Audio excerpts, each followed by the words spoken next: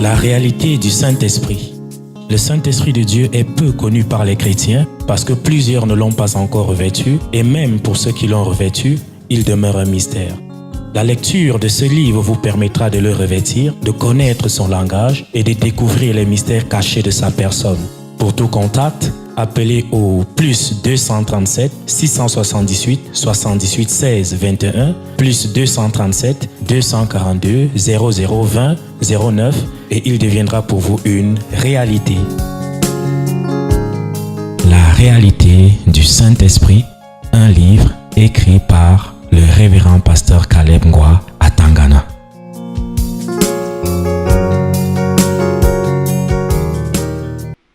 En ce qui concerne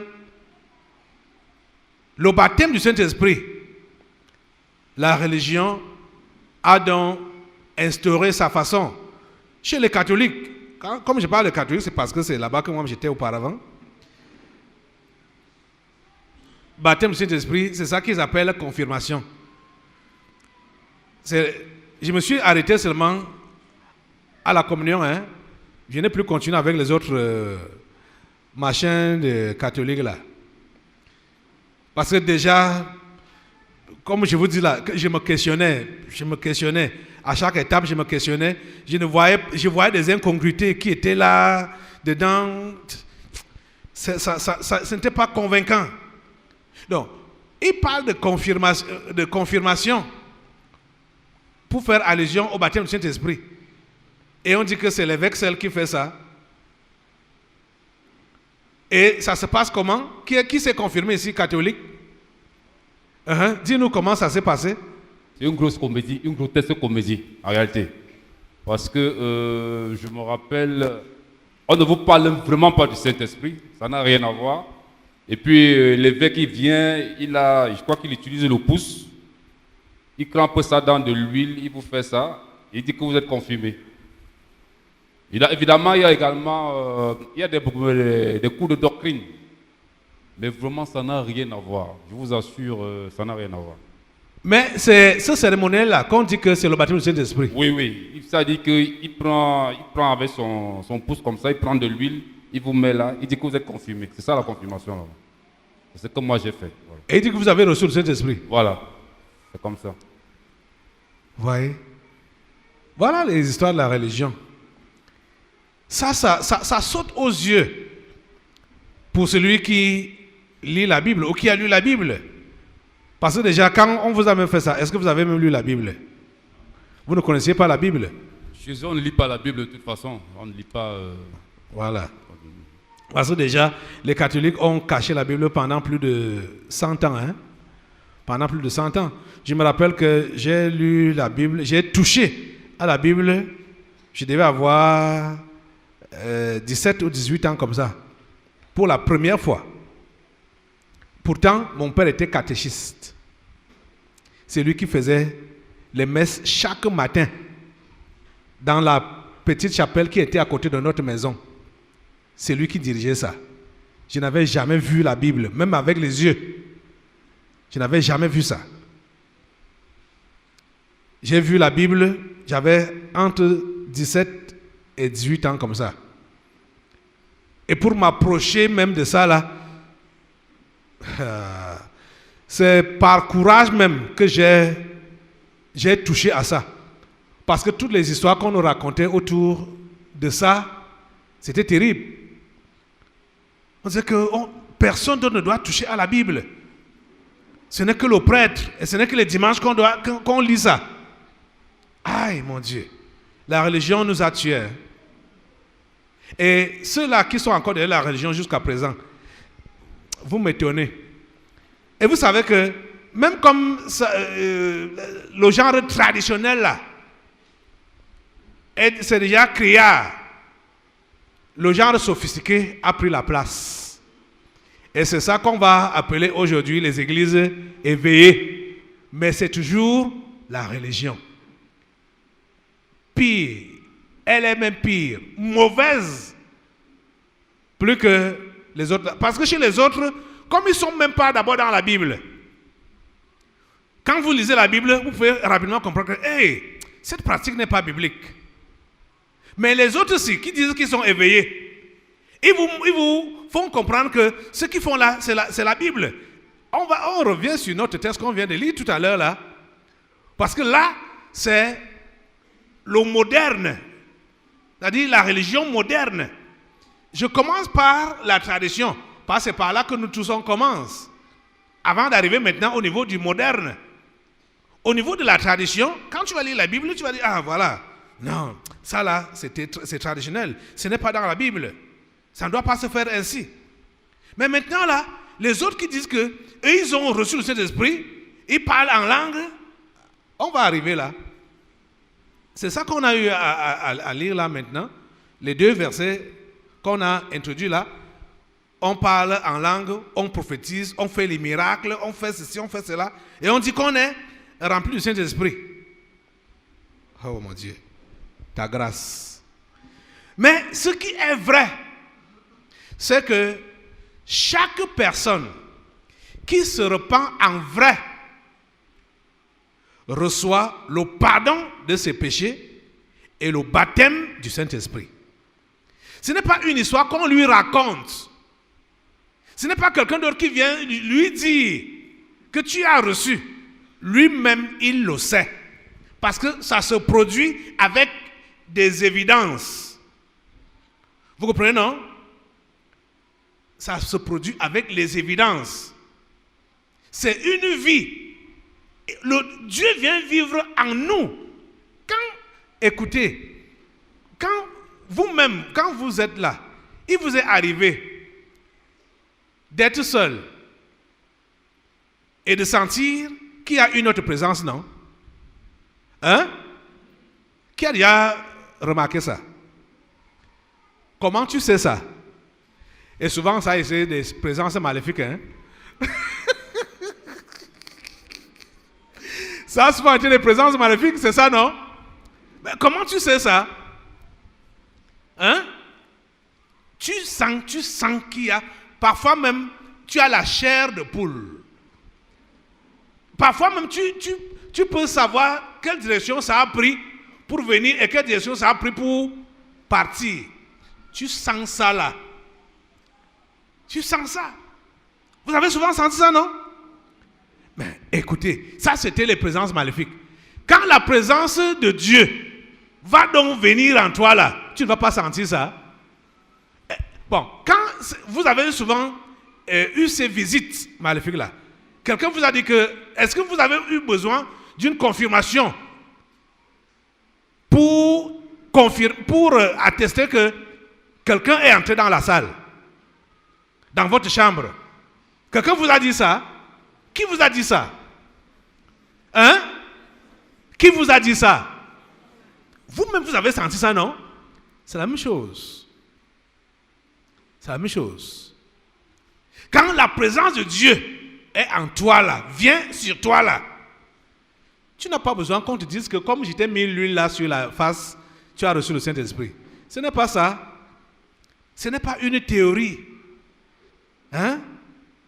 Ce n'est pas une doctrine. Le Saint-Esprit n'est pas une doctrine. Je vous l'ai dit la dernière fois. C'est une personne. C'est une personne. Et quand il vient en toi, tu sais qu'il est venu. Quand il est avec toi, tu sais qu'il est avec toi. Quand il n'est pas avec toi, tu sais qu'il n'est pas avec toi. Tu le sais. Pour celui qui l'a reçu auparavant là, quand il n'est pas avec toi, tu sais qu'il n'est pas avec toi. Tu sais que tu es vide. Tu le sais. Tu le sais. Mais il arrive que beaucoup de personnes, à cause de la force de la religion, ils veulent se convaincre que le Saint-Esprit est avec eux alors qu'il n'est pas avec eux. Alors qu'ils savent qu'il n'est pas avec eux. Mais à cause des manipulations de la religion, bon, ils raisonnent, ils disent des choses, ils disent voilà, bon, je sais quand même, je sais qu'il est là. Ils commencent à réciter même la parole, hein, la Bible, pour se convaincre qu'il est avec le Saint-Esprit ou bien que le Saint-Esprit est avec lui. Alors que au fond de lui-même, il sait que le Saint-Esprit n'est pas avec lui. La Bible nous dit qu'on ne se moque pas de Dieu. Ce qu'un homme aura semé, il le moissonnera aussi. Cette marche avec Dieu, ce n'est pas des histoires pour tromper la vigilance des autres. Cette marche avec Dieu, c'est la communion avec Dieu qui doit être en esprit et en vérité pour chaque enfant de Dieu. Parce que quand tu es seul, tu sais comment tu marches. Tu sais pertinemment, au fond de toi, que Dieu n'est pas d'accord avec toi. Que tu n'es pas en accord avec Dieu. Mais tu veux te convaincre par ta philosophie ou par tes doctrines que tu es avec Dieu et que tu es son enfant. Que tu es même son serviteur. Ça, c'est vouloir se tromper soi-même. Et il faut, et vous voyez, ceux-là qui sont des anciens chrétiens, qui sont déjà tombés dans la religion, peut-être je peux appeler ça la religion vivante, ils sont plus dangereux que les païens qui n'ont jamais connu la vérité. C'est-à-dire les anciens chrétiens qui sont dans la religion vivante. Parce que la religion vivante, ils prétendent qu'ils connaissent. Ils prétendent qu'ils savent. Ceux qui sont dans la religion vivante, ils prétendent qu'ils savent, ils prétendent qu'ils connaissent. Ils prétendent qu'ils sont enfants de Dieu. Ils prétendent qu'ils évangélisent. Ils prétendent qu'ils enseignent même aux autres. Pourtant, ils sont dans la religion vivante. Allons dans notre texte. Parlant toujours du Saint-Esprit, quand je lis Paul, surtout 1 Corinthiens 13 ici, je suis émerveillé que tout avait été dit dans la Bible par Paul. Paul a eu beaucoup de révélations, beaucoup. Avant parce qu'on va achever par ces 2 versets que j'ai lus là, je vais vous finir de vous introduire pourquoi les 46 raisons là, pourquoi je suis arrivé à faire des recherches pour trouver les 46 raisons pour lesquelles on doit parler en langue. Donc, à l'époque donc, j'étais persécuté à cause de ce que Dieu faisait au travers de moi. Moi-même, je ne comprenais pas. Et je me rappelle que depuis ma conversion, comme je ne savais pas prier, catholique comme j'étais, même je vous savais Marie, notre Père, là, je savais, comme c'est un peu court là, c'est ça que je pouvais seulement réciter. Les autres prières des catholiques qu'on récite là, je ne connais rien. Je ne connaissais rien. Je crois en Dieu, machin, machin. Quand je vois les enfants réciter ça, je les regarde. Je dis vraiment, vous avez la tête pour garder tout ça et réciter. Je ne connaissais rien. Réciter les prières, je ne connaissais rien. Donc, quand moi j'ai cru en Jésus et j'ai été baptisé du Saint-Esprit, en même temps, la grande partie de mes prières, ou même, je veux dire, ma prière ne se passait qu'en langue. Je vais parler peut-être en intelligence si je suis en train de prier pour un malade pour dire « Sois guéri au nom de Jésus » ou bien je dis à un paralytique « Lève-toi, marche ». Mais je passe le temps seulement à prier en langue. Je ne savais pas prier. Je ne savais pas prier. Je me rappelle que la première église que j'avais intégrée, alors qu'ils avaient entendu parler de moi avant que je n'arrive là, de comment le Seigneur m'utilisait, comment j'étais un jeune garçon bouillant dans le Seigneur. Mais quand j'arrive, je suis timide. Les gens prient, moi je ne prie pas. Ils étaient inquiets, ils disent, ah, le gars, c'est comment? On nous a dit que le Seigneur, il est bouillant pour le Seigneur. Je ne savais pas prier. Je ne savais pas prier. Je me rappelle que le jour que j'ai élevé la voix pour prier, c'est tout le monde qui est venu me féliciter à la fin. Pour un peu dramatiser, quoi.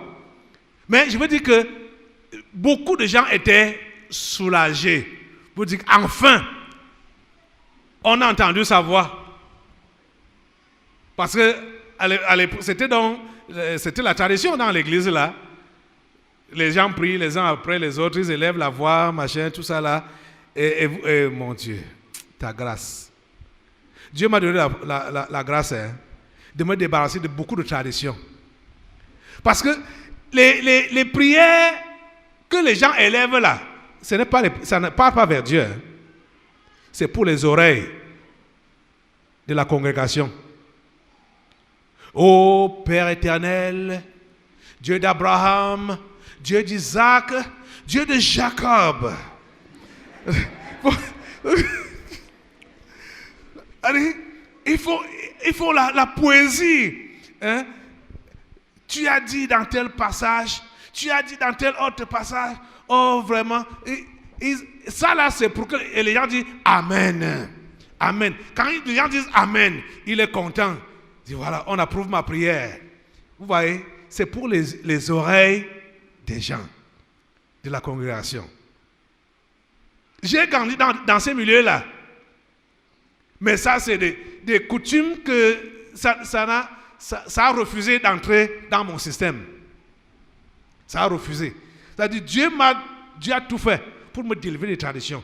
Que ce soit les anciennes traditions ou les traditions modernes. Dieu m'a délivré de ces choses-là. Vous comprenez ça? Alors, il se passe donc que les gens voient comment le Seigneur m'utilise.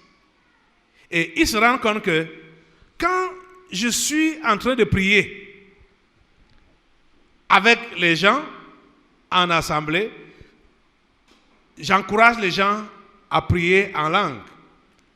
Les gens sont baptisés du Saint-Esprit parce que déjà, comme je ne sais pas prier, je ne savais pas prier, et en priant, du moins en priant aussi pour les gens, ils reçoivent le Saint-Esprit sans avoir appris à prier. Et ils viennent dans le milieu où je ne désire pas les gens que tel élève la voix, prie, ou bien les gens prient les uns après les autres. Donc ils vont aussi seulement être habitués à prier en langue. Vous êtes en train de comprendre ça? C'est là donc que les gens ont commencé à critiquer pour dire que ce n'est pas comme ça que ça devrait être. Donc on voulait me ramener dans la tradition. Hein? Il faut, c'est quoi ça? Seulement en langue, c'est quoi les langues, ce n'est pas, c'est démoniaque, c'est ceci, c'est cela. Oh. J'ai dit, mais Seigneur, tout ce que ces gens-là racontent, je ne sais pas. Mais je sais que c'est ta parole que je suis. Et ceux qui sont avec moi et ceux que je vais conduire dans la suite, il faudrait que je leur montre la biblicité de ce qui se passe. Pour que l'on comprenne que nous suivons ce qui est écrit. Nous n'avons pas une Bible à nous. Il n'y a pas la Bible de Caleb Ouattara. C'est ce livre, la Bible, la Sainte Bible, que nous utilisons. C'est ça que nous explorons. Et ensemble, nous découvrons ce qu'elle enseigne. Et le Saint-Esprit m'a donc conduit dans différents passages bibliques pour comprendre que ce n'est pas exagéré.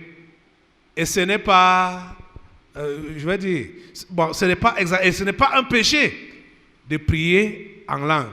À l'époque, je parle bien, à l'époque, ce n'était pas comme aujourd'hui. Les choses dont je vous parle là, à l'époque, ce n'était pas comme aujourd'hui. Parce que moi, je suis converti, baptisé du Saint-Esprit, ça fait 37 ans aujourd'hui. Et je vous dis que c'est depuis ce temps-là que j'ai commencé à voir le surnaturel de Dieu. Et en même temps, il m'a amené dans la Bible pour justifier ce qui se passait par moi quand je prie. Vous comprenez, non? Afin de pouvoir aider tous ceux-là qui vont se convertir par le ministère, qui puissent s'asseoir, qui ne soient pas affectés par les critiques qu'ils peuvent recevoir à gauche et à droite. Mais il s'est avéré que, entre-temps, ce que j'ai appelé tantôt la religion éveillée a récupéré la chose d'une autre manière. En étudiant la Bible, j'avais clairement vu que personne ne peut recevoir le Saint-Esprit. On a déjà vu ça ici. S'il est encore païen, s'il n'est pas né de nouveau, tu ne peux pas recevoir le Saint-Esprit. On a vu des exemples bibliques. Mais le diable, comme il réfléchit toujours là, et comme il veut toujours trouver un moyen de séduire ou de contrefaire, il a contrefait les baptêmes du Saint-Esprit. Il a contrefait le Saint-Esprit. Je me rappelle que c'était lors du séminaire sur Ésaïe 19 en 2015. 14. Attends. C'est 2015, hein? 2015, avril 2015, voilà. Qu'un esprit appelé Blakashi Kaba était sorti ici. Et j'ai vraiment béni le Saint-Esprit parce que ce livre que vous voyez, la réalité du Saint-Esprit, c'est lui seul, je veux dire le Saint-Esprit lui-même qui a écrit ce livre. Parce que j'étais en train, puisque les gens, j'ai suivi les débats, des interventions disant que il y a des parler en langue diabolique, machin, dont le Saint-Esprit dont on parle là, non, c'est le diable, c'est les démons, ça ne doit plus exister, machin, truc. Ils ont même démontré comment les marabouts africains font ça, ou même les médiums occidentaux, ils ont des parler en langue et tout ça là. Mais comme moi je sais que le Saint-Esprit que moi j'ai reçu et que je vois dans la Bible là, a donné le parler en langue, j'ai compris que les gens peuvent dire des choses, mais ce n'est pas le Saint-Esprit là-bas. C'est-à-dire, les gens peuvent balbutier les choses. On ne doit pas assimiler ça au Saint-Esprit. Parce que celui qui est réellement baptisé du Saint-Esprit parle de la part de l'Esprit du Seigneur. Parce que la Bible dit que nul ne peut dire que Jésus est anathème si ce n'est pas par l'Esprit de Dieu. Et que ce soit le blasphème, ce n'est pas le produit des mots, c'est l'état d'esprit qui blasphème. Parce que j'ai expliqué tout ça dans le livre-ci. C'est l'état d'esprit qui blasphème, ce n'est pas les mots. Parce que et c'est là même qu'on voit l'histoire du parler en langue là. Ça peut dire des choses qui n'ont pas de sens. Et vous allez voir que même dans nos langues connues ici sur la terre, il y a des choses que tu peux dire dans ta langue, par exemple, qui n'ont pas de sens dans ma langue. Tu es de l'extrême nord, non? Il y a des choses que je peux dire dans ma langue qui n'ont pas de sens dans ta langue. Et il peut arriver que quelqu'un parle en langue, dans une langue d'ailleurs. Quand toi, tu vas entendre, même c'est-à-dire, tu vas entendre avec tes oreilles ce qui sort de la bouche de celui-là. Tu vas dire que, mais il blasphème, il raconte quoi? Tu vas aller, par exemple, chez les Togolais, à Lomé. Tu vas entendre tout le monde à l'église dire, oh, Maou. Toi, un bêtis va dire, hey, qui est encore mort ici là? Ouais, non. Mais qui est encore moi ici là? Il parle, mais on est à l'église, non? Oh, ils sont en train d'appeler Dieu. Hein? Toi, tu entends quoi? L'obéti entend quoi? La mort. Vous voyez ça? Donc, ce n'est pas les mots là qui sont le blasphème, c'est l'état d'esprit. L'état d'esprit. Vous allez donc voir que les gens disent Jésus, au nom de Jésus. Oh, ce n'est pas le vrai Jésus qu'ils prononcent. Parce que leur esprit est sale. Ce sont des sectaires, ce sont des pédés, ce sont des voleurs, ce sont des bandits. Ils disent Jésus. Le diable avait réfléchi pour donner le nom de Jésus au troisième brigand, au deuxième brigand. Parce que Jésus est un nom commun que n'importe qui peut porter. Vous voyez ça, non? Le diable avait déjà réfléchi depuis. Parce que quand il a vu que dans Acte 19 là, les 7 fils de Séva ont utilisé le nom de Jésus que Paul prêchait. Et le démoniaque s'est tourné contre eux, les a fouettés, les battu, déchiré leurs habits, les blessés. Le diable a réfléchi, dit hey, il faut maintenant qu'on ait notre Jésus à nous. Donc quand mes gens disent Jésus, que ça ne soit pas le vrai Jésus que les vrais serviteurs prêchent là. C'est là qu'il a donné le nom de Jésus au deuxième brigand, qui a refusé de se convertir. Ce qui fait qu'un faux pasteur va dire au nom de Jésus, ce n'est pas le Jésus, vrai Jésus là qu'il prononce. Il prononce le Jésus, il prononce le deuxième brigand de la croix. Et vous allez voir que les esprits impurs ne vont pas se lever pour le déchirer, parce qu'il n'a pas prononcé le vrai Jésus. Vous voyez, non? Donc, même dans l'histoire du parler en langue et du parler du Saint-Esprit, les religions éveillées ont pris ça. Maintenant, vous allez voir que n'importe qui parle en langue. Quelqu'un sort du lit d'adultère. Oh, kappa, kasha, kappa, kappa. Hey, il parle en langue. Sortant fraîchement du lit d'adultère, sortant de la fornication, sortant de vol, il vient de voler, détourner, tout ça là.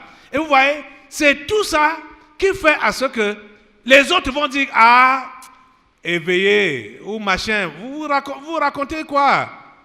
Ces églises-là, c'est la même chose. C'est le mensonge qui est là-bas.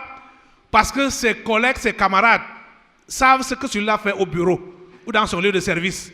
Disant qu'il est éveillé, on connaît sa mauvaise vie. On connaît ses saletés. Et il dit qu'il est battu du Saint-Esprit. Vous voyez, ses collègues ne peuvent pas